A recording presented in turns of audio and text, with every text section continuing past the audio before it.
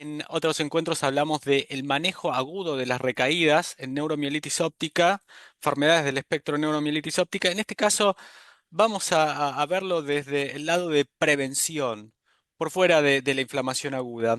Y hoy está claro que en neuromielitis óptica, AQP4 positivo o espectro de neuromielitis óptica, las recaídas son el determinante de que el paciente acumule discapacidad. No tienen por fuera de las recaídas estas progresiones independientes de las recaídas. O sea que si uno evita recaídas en los pacientes, va a evitar la acumulación de discapacidad. Pero es importante entender que esas recaídas en los pacientes pueden ser devastadoras en algunos casos en relación a la acumulación de discapacidad, no por el aspecto letal, que definitivamente puede ser devastador, sino por que hay recaídas que llevan a los pacientes a que acumulen una discapacidad muy severa dentro de los primeros 5 años de iniciada la enfermedad, tener una o dos recaídas y ya sacarlos del juego. Por eso es tan importante entender el rol que tienen las recaídas y que si uno controla las recaídas puede evitar la acumulación de discapacidad en los pacientes. Definitivamente hay marcadores, hay pacientes que empiezan la enfermedad más tarde, después de los 50 años, 45 años, que tienen comorbilidades, que le vemos lesiones largas en la resonancia o lesiones extensas, o que la recuperación es mala desde el comienzo. Esos pacientes tienen muy mal pronóstico. Y en esos pacientes hay que ser más agresivos. De todos modos, hay que ser muy agresivos con todos en neuromielitis AQP4 positivo o espectro, porque justamente las recaídas pueden ser devastadoras en los pacientes. ¿Cuáles son los tratamientos que hoy manejamos en esta condición? Y estos son los tratamientos que tradicionalmente veníamos utilizando y que utilizamos muchas veces: rituximab, azathioprina y micofenolato. Hay otras estrategias que en algunos casos las pensamos, por ahí las hemos utilizado como ciclofosfamida, pero sobre todo el tratamiento pasa por rituximab, anti-CD20 semestral, azathioprina en la dosis de 2 a 3 miligramos por kilo por día del paciente, o micofenolato, 1000 a 2000 miligramos al día. Sostenido, AQP4 positivo para siempre, hasta que tengamos evidencia que nos diga lo contrario. Enfermedad del espectro, cero negativas, por lo menos 3, 5, 10 años. Después vamos a ir viendo y esperemos tener más evidencia como para tomar decisiones. Pero estos son los tratamientos que veníamos utilizando y que seguimos utilizando, sobre todo rituximab. Rituximab, más allá de esto de que en general no tiene un ensayo clínico como las nuevas terapias, sí llegó a desarrollar mucha evidencia observacional. Un ensayo clínico comparándolo contra placebo. Pocos pacientes, de todos modos, es la evidencia de más alta calidad, más allá de los estudios observacionales que tiene, que son buena calidad y que nos muestran que rituximab es un tratamiento muy efectivo para esta condición. Comparándolo, las veces que se lo comparó contra cetoprina, micofenolato, ni hablar contra placebo, siempre fue superior. Ujú. Tocilizumab, un antiinterleuquina 6, evaluado también en estudios observacionales como alternativa con un ensayo clínico fase 2 que demuestra lo mismo: la eficacia de esta intervención en prevenir la aparición de nuevas recaídas. Esta estrategia, superada por o evaluada formalmente a través de satralizumab, un antiinterleuquina 6 subcutáneo, dos ensayos clínicos principalmente, que muestran la eficacia. Y es una de las estrategias que hoy más utilizamos desde terapias con eficacia, ensayos clínicos, seguimiento longitudinal y más alta calidad de la evidencia. Inebilizumab, otra estrategia anti-CD19, también evaluada y que mostró la eficacia, una terapia que uno la piensa similar a lo que es rituximab, administrada semestralmente por vía endovenosa, también con su ensayo clínico mostrando en pacientes seropositivos la eficacia y la seguridad. Y eculizumab, un anticomplemento, una terapia que inhibe la activación del complemento, que muestra una alta eficacia también en pacientes con neuromielitis óptica cero positivos, los pacientes con AQP4 positivos. Todas estas intervenciones evaluadas en ensayos clínicos tienen sus extensiones y es son las terapias hoy aprobadas por los entes regulatorios. Más allá de todos los otros tratamientos que venimos utilizando y en estudios observacionales, eculizumab, inebilizumab y satralizumab tienen las aprobaciones por los entes regulatorios y serían o son las estrategias de tratamiento que más debiéramos pensar en pacientes AQP4 positivos.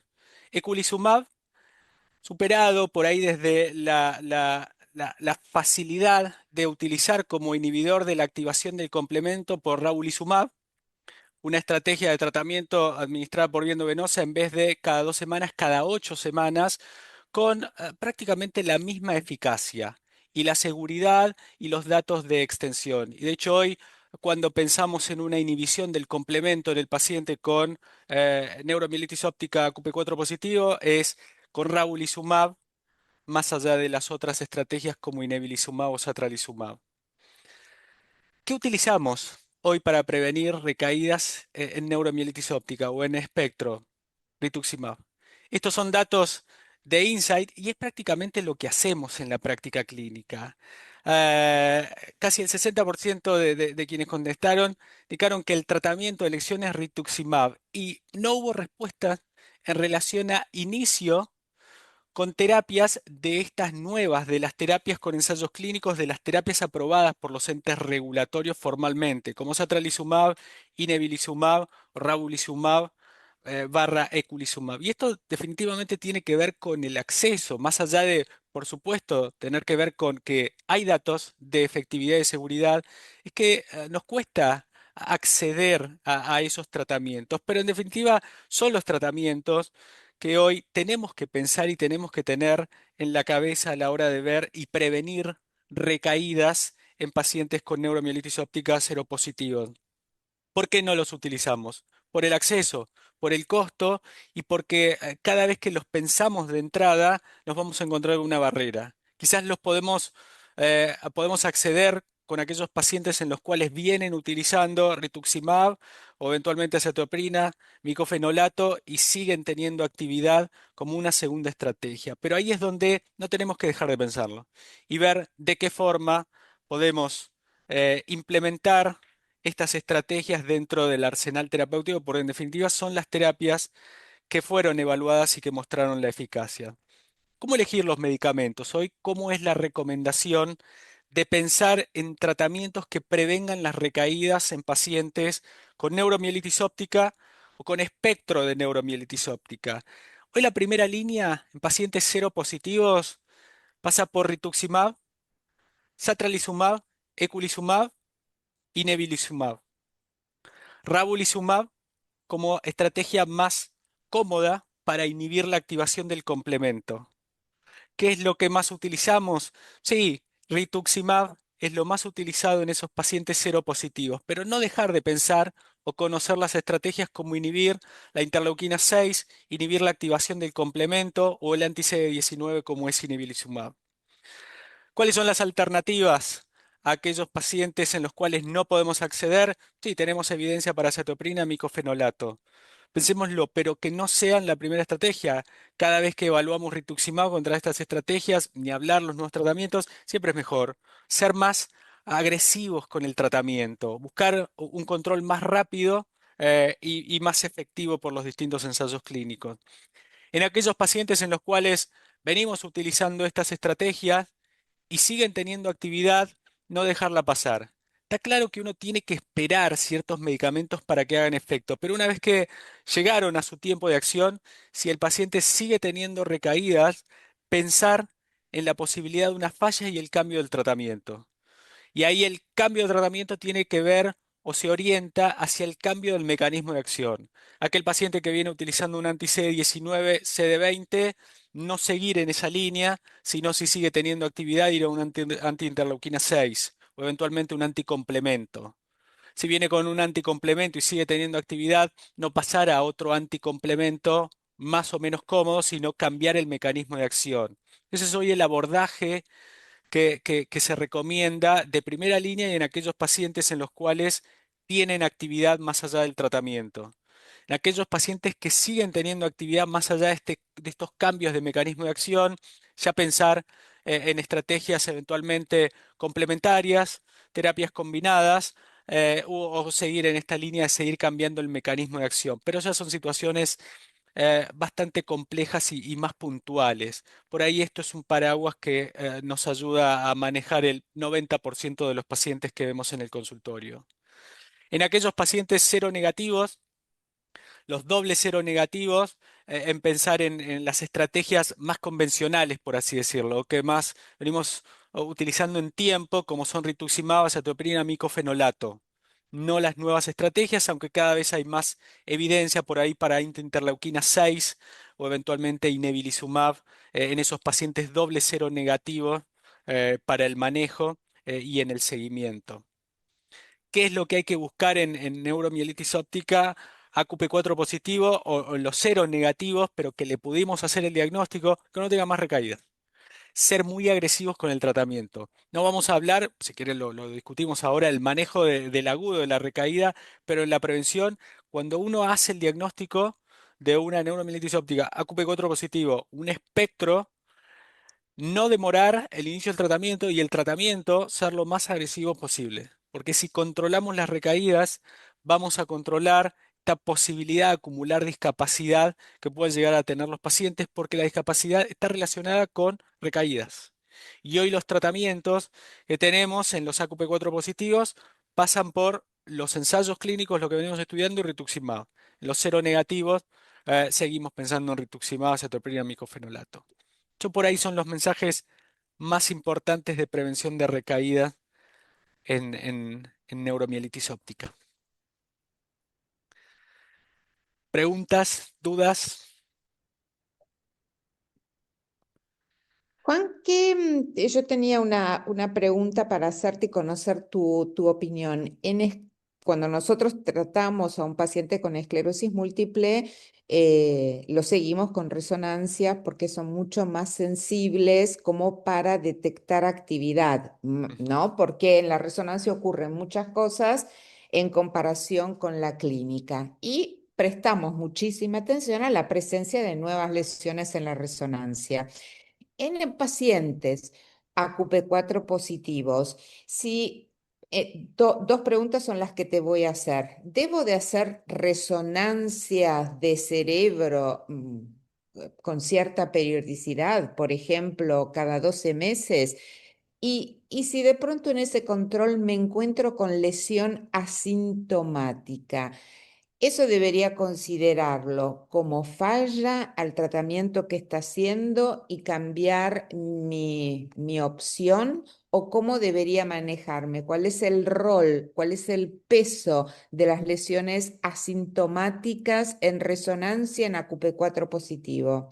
Sí, esa es una situación difícil y de mucha discusión en la práctica. Hoy la recomendación respecto al seguimiento de resonancia es que sí, que se haga. Más Ok. allá de que no tiene por ahí tanto de la historia, de la evidencia y de la significancia que tiene para esclerosis múltiple en espectro o en una neuromielitis AQP4 positivo, es sí hacer el seguimiento anual, la resonancia de cerebro. Con Ujú, respecto a qué hacer cuando uno identifica, está claro, hoy por lo menos la definición de falla no está consensuada para esclerosis múltiple, tampoco está consensuada universalmente para neuromielitis óptica. De todos modos, hoy la falla del paciente hace una recaída, uno no sería tolerante con ese paciente de sostenerlo en el tratamiento que viene utilizando si lo viene utilizando correctamente y si ya tiene el tiempo en el cual tiene que empezar a hacer efecto. Uno cambiaría el tratamiento. Ahora, para la ujú, aparición de lesiones asintomáticas, eh, uno ante la primera identificación de lesiones asintomáticas no hay la suficiente evidencia como para decir este paciente tiene una falla, hay que cambiarle el tratamiento. ok. Pero definitivamente es un paciente que uno sigue más de cerca y ante la persistencia de actividad Ujú, en la resonancia, pues está claro que si llega a ser algo clínico uno lo va a sacar de ahí. sí, Ante la persistencia de actividad en la resonancia, probablemente uno lo maneje de otra manera. Quizás no en la perfecto. primera identificación, pero ante la persistencia, por más Ujú. que el paciente no tenga clínica, uno, o por lo menos yo lo manejaría distinto. Sí, sí, totalmente de acuerdo. Acá hay una pregunta que nos hace Ibis y que dice, ¿qué opinás en caso de falla de tratamiento?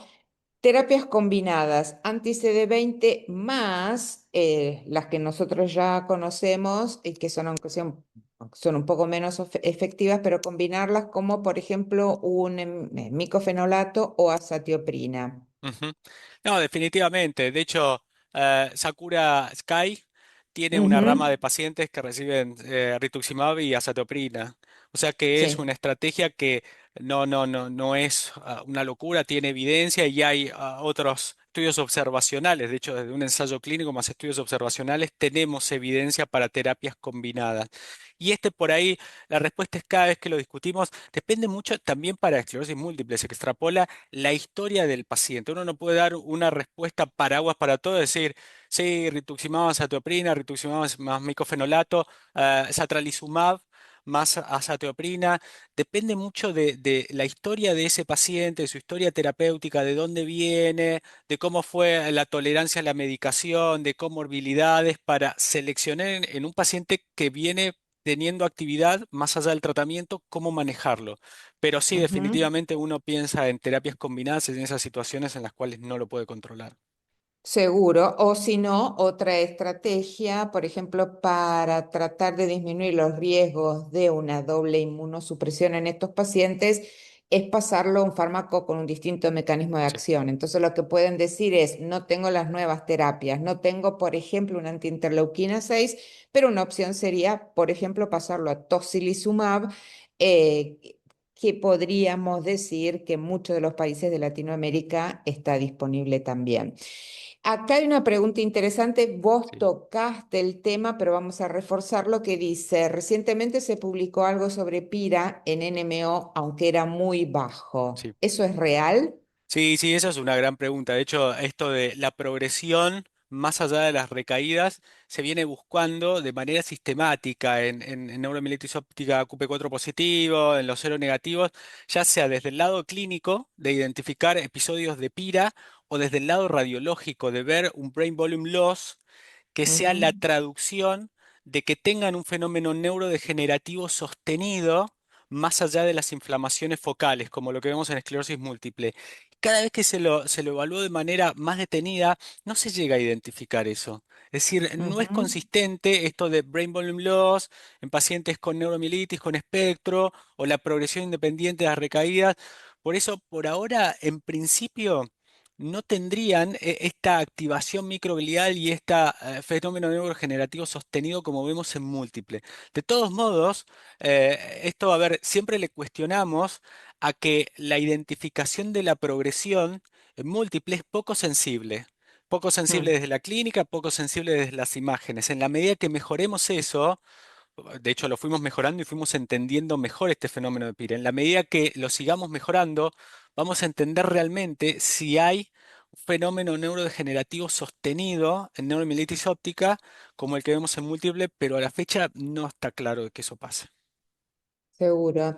Omaira te pregunta, ¿cómo manejas el control de valores de CD19 y CD20 en pacientes tratados? Esa es una pregunta brillante desde el lado del consultorio, pues todos Mm, nos lo planteamos si al paciente después lo tenemos con rituximab. Después de 6 meses, después de darle al menos 2 años semestral, lo podemos ir midiendo a través de CD19, CD20 para extenderle la ujú, aplicación de rituximab en la medida de que son indetectables, ¡pum! Repobló, lo tratamos. Si hay pacientes que por ahí son indetectables, y a los 12 meses repobló y nos evitamos utilizarlo semestralmente, sino que lo vamos manejando en base a ese paciente. De todos modos, la evidencia es bastante conflictiva y desde el manejo, porque hay muchos pacientes que los niveles son indetectables y hacen recaídas, o exacto. eventualmente tienen niveles que están por encima y no hicieron recaídas. O sea que no es tan precisa la Ujú. medición como para tomar la decisión desde el lado terapéutico. Y la recomendación hoy en general pasa por hacerlo semestral. Sí, exacto. Evitarse eso de te voy midiendo el mes 7, mes 8, mes 9, de golpe no repobló, no lo trato, se va el efecto de rituximab y ¡pum! El paciente pegó una recaída severa por estar haciendo esto de ir midiéndolo. Por eso es que Ujú. esa muñeca en general yo no la recomiendo, recomiendo sostener el tratamiento semestral porque justamente si uno tiene una recaída puede ser para el paciente devastador y lo estuvimos ahí manejando en base a valores que no tienen tanta evidencia de precisión. A veces es difícil. Sí, exacto, y sobre todo porque estamos midiendo únicamente la población que está Sí, circulando en sangre también. periférica, Mm, ¿no? tal cual. Y no Sí, lo que se mm, encuentran, ponele en órganos linfóides. tal cual. Y dos preguntas que son muy interesantes de Jaime y de David. Y nos dicen, ¿y podríamos usar GFAP como Mm. biomarcador predictor de ataques en NMO? Y la otra pregunta relacionada es si existe un rol en medir los niveles de AQP4 como alarma o predictor de posible recaída en NMO. Sí, GFAP es uno de los biomarcadores que más se está estudiando y podría llegar a tener un rol en la predicción de ese paciente que tiene riesgo de recaídas, riesgo de no respuesta al tratamiento. GFAP es un biomarcador sobre el cual cada vez vamos construyendo más evidencia y podría llegar a tener un rol. Con respecto Ujú. a medir Aquaporina 4, no tiene No, un rol en el seguimiento del paciente. Tiene un rol fundamental en el diagnóstico, pero no tiene un rol en el seguimiento ni para tomar la decisión en ese AQP4 positivo de golpe se negativizó y sacarle el tratamiento, no, ni no, tampoco de golpe lo elevó y tiene más riesgo de tener recaídas. La evidencia cada vez no. que lo estudió en el seguimiento no le encontró valor a la medición. Sí, exacto, totalmente de acuerdo. Buenísima la Bien. discusión que se armó, Sí, sí, ¿eh? bien clínica. Ah, momento, otra pregunta más. En nuestros países tropicales que tenemos brotes de Zika, chikungunya, etcétera, y esto puede dar brotes de CIDP o de una AIDP, que nos pueden aumentar las recaídas en NMO? ¿Ocurre? ¿Puede usar otras estrategias terapéuticas a largo plazo? Sí, a ver, este punto lo discutimos mucho y tiene que ver con el paciente tiene este riesgo por inmunosuprimir o inmunomodular en una región en donde por ahí es endémica o epidémica para determinadas infecciones. Y a veces uno se cuestiona ser agresivos con el tratamiento y pensar en estrategias de prevención de recaídas que por ahí no lo supriman al paciente tanto o que tengan un Mm, impacto menor, y eso es un riesgo. A ver, sí, las recaídas en el paciente con neuromielitis óptica son el verdadero riesgo de acumular discapacidad, y uno no puede especular de tratarlo a medias por el riesgo de la infección. En todo caso, uno lo trata con todo lo que tiene que tratar y después incrementa las medidas de profilaxis y en el caso de que se infecte, uno va a manejar la infección de la manera más agresiva, pero no especular de ir a medias por el riesgo de infecciones, sí, no, porque si llega a tener una recaída, puede ser muy severa para el paciente. Y sí, uno está preveniendo la posibilidad de una infección contra la alta probabilidad de una recaída que puede ser devastadora para el paciente. Yo no lo recomiendo, recomiendo ser agresivos con el tratamiento e sí. incrementar las medidas de profilaxis, ya sea vacunación previa, vacunaciones posteriores y otras medidas por si se llega a infectar o por si se infecta, pero no ir Ujú. especulando e ir a la mitad. Sí, totalmente de acuerdo.